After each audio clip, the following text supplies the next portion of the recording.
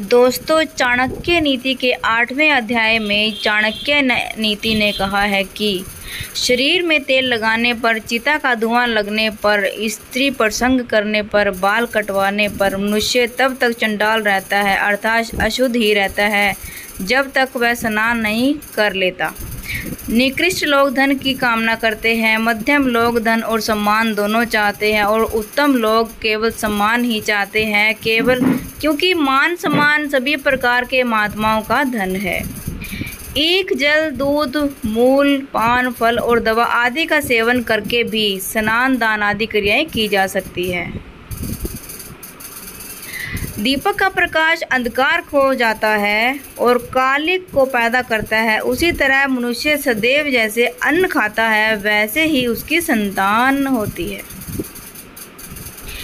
हे मतिमान पुरुष, धन गुणवानों को दे, अन्य को नहीं। देखो, समुद्र का जल मेघों के मुंह में जाकर सदैव मीठा हो जाता है और पृथ्वी के चर अचर जीवों को जीवन दान देकर कई करोड़ गुना होकर फिर से समुद्र में चला जाता है। अपच होने पर पानी दवा है, पचने पर बल देने वाला है। भोजन के समय थोड़ा थोड़ा जल अमृत के समान है और भोजन के अंत में जहर के समान है।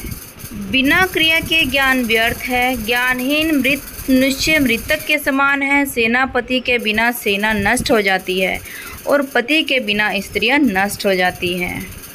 बुढ़ापे में स्त्री का मर जाना, बंधु के हाथों में धन का जाना और दूसरों के भरोसे भोजन का प्राप्त होना, ये तीनों ही स्थितियां पुरुष के लिए दुखदायी हैं। बिना यज्ञ किए वेद पढ़ना व्यर्थ है। बिना दान के यज्ञ करना व्यर्थ है। बिना भाव के सिद्धि नहीं होती, इसलिए प्रेम ही इन सब में प्रधान है। लकड़ी, पत्थर और धातु, सोना की बनी मूर्ति को साक्षात भगवान समझकर जो मनुष्य जिस भाव से मूर्ति का पूजन करता है, उसी प्रकार से सिद्धि प्राप्त होती है।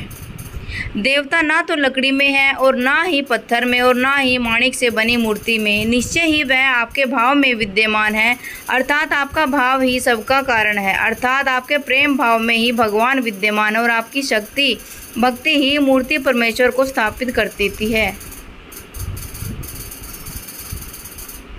शांति के बराबर दूसरा तप नहीं, संतोष से बढ़कर कोई सुख नहीं, लालच से बड़ा कोई रोग नहीं और दया से बड़ा कोई धर्म नहीं। क्रोध यमराज के समान है, लालच वैतरणी नदी है, विद्या कामधेनु गाय है और संतोष इंद्र के नंदन वन जैसा है, अर्थात आपका विद्या और संतोष इस पृथ्वी पर स्वर्ग के समान फल देते हैं। गुण से रूप की शोभा बढ़ाती है, शील से गुण को सुशोभित करती है, सिद्धि विद्या की सुशोभित करती है और भोग धन की शोभा बढ़ाती है। गुणहीन व्यक्ति की सुंदरता व्यर्थ, दुष्ट स्वभाव वाले व्यक्ति का कुल अपमानित होता है, यदि सिद्धि के बिना व्यर्थ है और भोग के बिना व्यर्थ है। भूमिगत जल शुद्ध होता है, पतिव्रता स्त्री पवित्र होती है, कल्याण करने वाला राजा पवित्र होता है और संतोषी ब्राह्मण पवित्र होता है। असंतोषी ब्राह्मण निंदित होता है, वैसे ही संतोषी राजा, लज्जाशील वैश्य और निर्जल कुलीन स्त्री निंदित होती है। विद्या विहीन व्यक्ति का बड़े कुल के होने से क्या लाभ, विद्वान तो का नीच कुल का। संसार में विद्वान ही प्रशंसित होता है, विद्वान ही सभी जगह आदर पाता है, विद्या से ही सब कुछ मिलता है, विद्या की सब जगह पूजा होती है।